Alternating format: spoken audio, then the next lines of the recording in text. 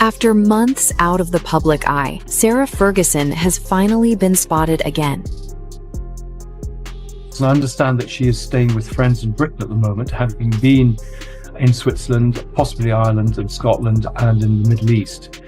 Funnily enough, one of my sources ran into her and Andrew in an M6 petrol station just a few weeks ago. So she's kind of been a bit around more than people realize. I kind of assumed that she was in hiding, but she seems to be operating in plain sight. The royal family believed they had shut the door for good, but a worn-out moving truck rolling through Sandringham's entrance proved them completely mistaken. Squeezed inside the dark cargo space between cardboard boxes sat a woman who, by every measure, should never be permitted on those grounds again. Sarah Ferguson wasn't arriving for a casual cup of tea. She was being quietly slipped into the estate's hidden areas to reconnect with the man the monarchy desperately once forgot. The Prince and Princess of Wales are reportedly furious, not simply because of the sneaky tactics, but because this bold smuggling move exposes a stubborn partnership that refuses to fade. They assumed the York story was permanently closed. Yet behind closed palace doors, an even more shocking chapter is silently developing, raising one deeply unsettling question. What are they still concealing? And before we explore further, let's uncover where she's been staying hidden all this while. How is she taking all of this? According to reports, Fergie is laying low on the other side of the world in the United Arab Emirates. She packed her bags and started to go visit friends all over the world, and she's trying to stay under the radar. Where is Sarah Ferguson now, do you know? Because I've read reports that she's in the United Arab Emirates and broke. I've also read reports that she spent a month at a luxury Swiss resort that cost $25,000 a day. And it's a resort that she has promoted before. Here she is.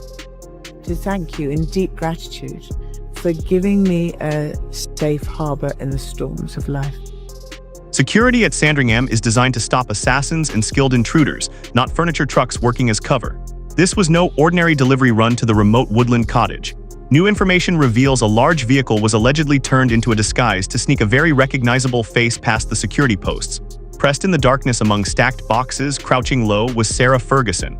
She wasn't coming for a friendly stop. Sources claim she was moved like a hidden package straight back into Andrew Mountbatten Windsor's world. This wasn't some single lapse in judgment. Palace insiders describe it as a carefully planned secret mission designed to keep her invisible from public view.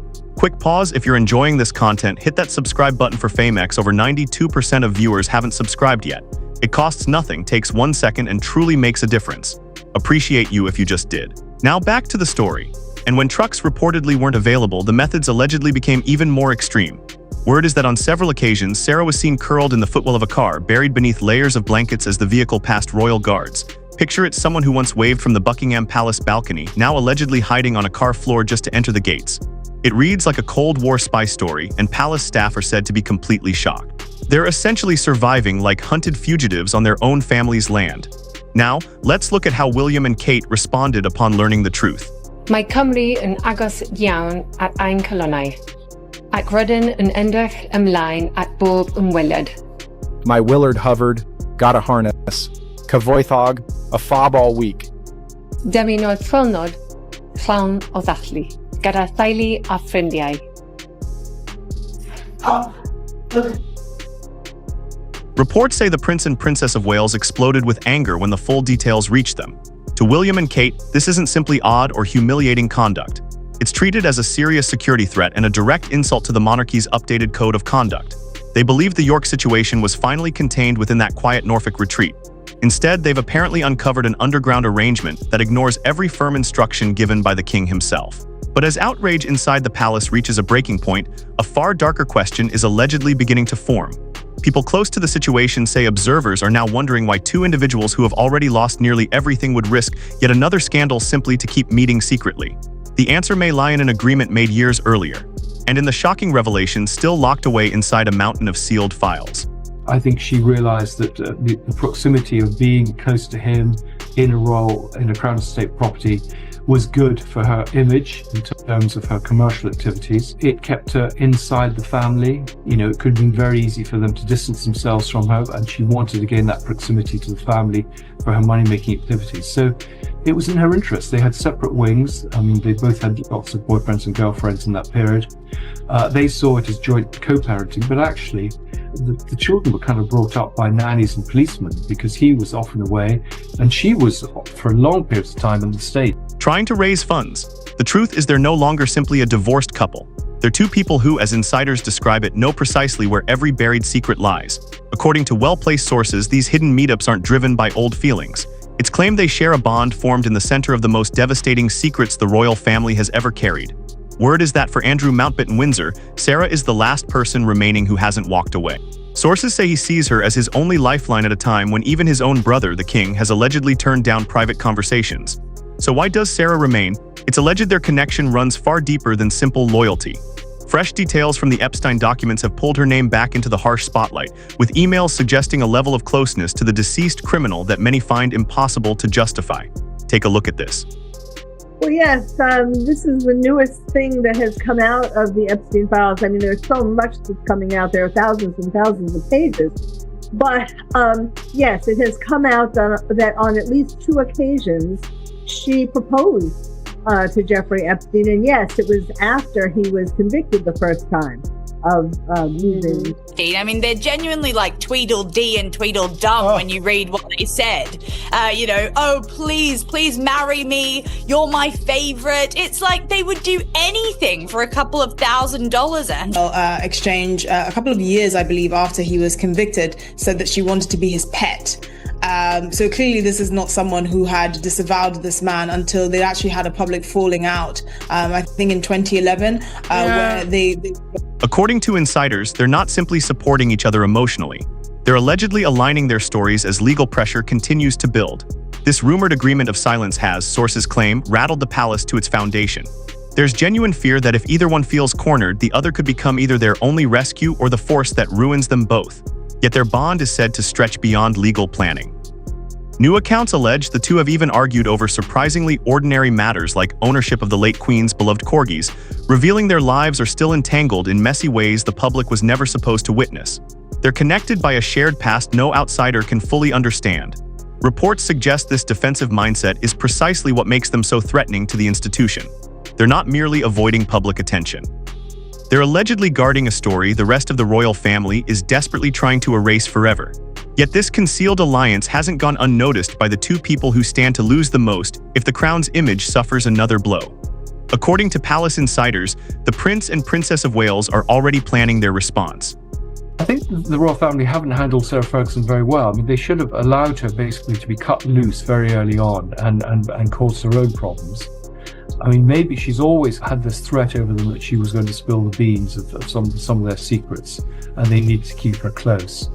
I think there was also a certain sort of feeling of duty of care to her, which is quite emotional, and also perhaps to Andrew. She kind of emotionally played on him that he hadn't been a good husband, and she kind of was owed a little bit more sort of respect now. And the Prince and Princess of Wales reportedly lost their composure entirely when they first learned about the secret operation.